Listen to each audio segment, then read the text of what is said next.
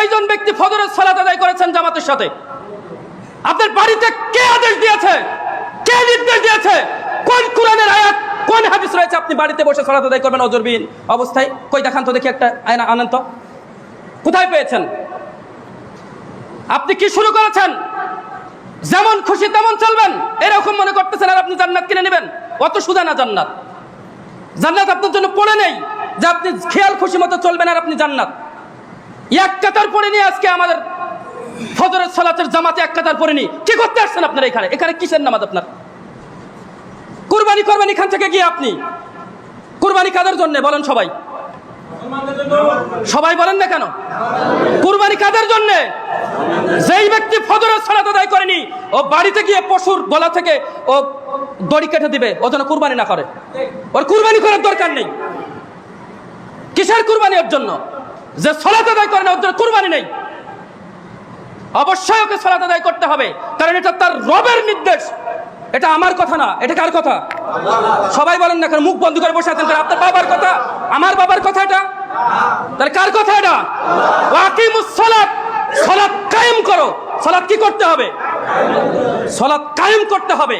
ওয়া আতুজ যাকাত, তারপরে বলছে যাকাত আদায় করতে হবে। এরপরে যে আয়াতটা বলছে ওয়ারকাউ মা'আর রাকিঈন, তোমরা রুকুকারীদের সাথে রুকু করো। যারা সালাতে অবনত হয় তাদের সঙ্গে সালাত আদায় করো, মানে তোমরা জামাতের সাথে সালাত আদায় করো। নির্দেশ কার? বাড়িতে বসে সালাত আদায় করবেন ওজরবিহীন অবস্থায়, ওটা মুনাফিকি নীতি। এটা আপনার মনে রাখতে হবে। আমরা আজকে আমাদের সমাজে সব নিয়ে নিয়েছি, নিজেদের মন গড়া ফতোয়া নিয়ে নিয়েছি। বাড়িতে পড়লেও নামাজ হয়, একটু সালাতের এই নেকি একটু কম হলো। হ্যাঁ, এই কথা কোথায় পেয়েছেন? একটু নেকি কম হলে এই কথা কোথায় পেয়েছেন? আর বাড়িতে আপনি ওজরবিহীন অবস্থায় সালাত আদায় করবেন, এই একটা কোরআনের আয়াত, একটা হাদিস আপনি এনে দেখান। আপনি যদি সুস্থ থাকেন, কানে যদি আপনার আজান যায়, আপনি যদি বুঝতে পারেন নামাজের সময় হয়ে গেছে, আপনার সাথে সাথে এসে জামাতের সাথে সালাত আপনার আদায় করতেই হবে, এতে কোনো সন্দেহ নেই। এতে কোনো ছাড় নেই। আপনাকে জামাতের সাথে সালাত আদায় করতে হবে, কারণ এটা আল্লাহর নির্দেশ। আরে আপনার রবের নির্দেশ, ওয়ারকাউ মা'আর রাকিঈন, তোমরা রুকুকারীদের সাথে রুকু করো। খেয়াল খুশি মতো চলবেন। আল্লাহ পাক রব্বুল আলামিন বলছেন, আমি জাহান্নাম তৈরি করেছি, আমি জাহান্নাম তৈরি করেছি, আমি জাহান্নাম তৈরি করেছি। কোন জাহান্নাম? যেই জাহান্নাম ওত পেতে রয়েছে মানুষদেরকে ধরার জন্য। কি পেতে রয়েছে? ওত পেতে রয়েছে। ওত পেতে থাকা বুঝেন? একটা বাঘ যখন শিকার করে কোনো প্রাণী, দেখবেন আপনারা যারা ডিসকভার চ্যানেল দেখেছেন, এইভাবে করে তাক লাগিয়ে থাকবে, ওত পেতে থেকে কাবান করে ধরে ফেলবে। জাহান্নাম, এটা জাহান্নাম। আপনি শুধু মরেন, আপনি মরেন শুধু। আল্লাহ পাক রব্বুল আলামিন বলছেন, আমি জাহান্নাম তৈরি করেছি মানুষ এবং জিন জাতির জন্য। অনেকগুলি মানুষ এমন রয়েছে যারা তাদের অন্তর আছে কিন্তু তারা উপলব্ধি করে না, বোঝে না।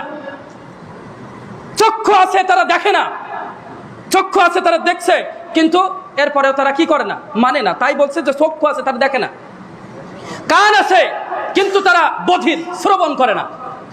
কান আছে, এই যে আপনি শুনছেন না সালাত, আপনার রব ফরজ করেছেন, আপনাকে সালাত আদায় করতেই হবে। আপনি শুনলেন না? আপনি অনেকে আছে এখানে জোহরের সালাত আদায় করবেই না। এই কথা বলেন না, কেউ কেউ কথা বলবে না। একেবারে অল্প সময় আমরা খুতবা দেব, আমরা প্রায় শেষের পর্যায়ে। আল্লাহ রাব্বুল আলামিন কি বলছেন? যে অন্তর আছে, সে উপলব্ধি করে না, বোঝে না। কান আছে, সে শোনে না, শুনেও শোনে না। অনেকে আবার আছে একটু এদিক ওদিক হলে পার ইমামের কথা, ইমাম সাহেব এটা আপনি কোথায় পেয়েছেন? তা আমি দেখাচ্ছি, ও মানে না, বাটপার। ও কিন্তু মানবে না, ওর দেখাচ্ছি আমি। আল্লাহ কি এমনি এমনি বলছেন? ওর মানে চক্ষু আছে, ও দেখে না, ও দেখেও দেখে না। আল্লাহ পাক রব্বুল আলামিন এদের সম্পর্কে বলছেন যে এরা উলাইকা কাল আনআম, এরা হচ্ছে পশুর মতো। পশু বলতে বোঝেন? পশু কি বোঝেন না সবাই? ওরে গরু, ছাগল, কুকুর, বানর, শুয়োর এদের মতো। এর শুধু এরকম নয়, বালহুম আদাল, এর চাইতে নিকৃষ্ট। কথাকার?